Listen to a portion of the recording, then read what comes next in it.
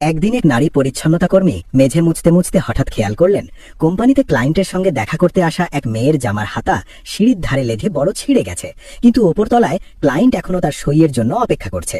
মেয়েটি পরিস্থিতি দেখে ভীষণ দুশ্চিন্তায় পড়ে যায়, কি করবে বুঝতে পারে না। ঠিক তখনই পরিচ্ছন্নতা কর্মী খালা হঠাৎ হাজির হন। কোনো কথা না বলে তিনি মেয়েটির হাত ধরে পাশের একটি বিশ্রাম কক্ষে নিয়ে যান। পকেট থেকে বের করেন একটি সেলাইয়ের কিট।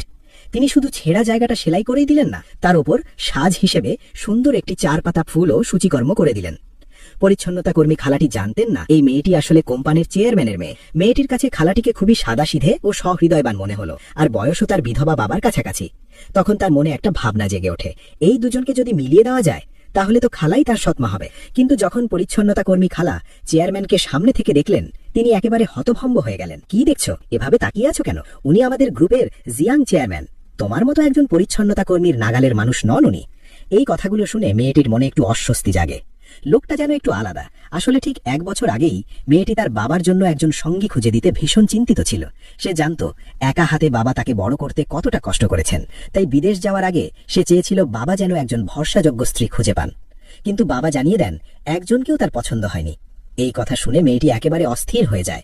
সোজা সাপটা বলে দেয়, সৎমা না পেলে সে বিদেশেই যাবে না।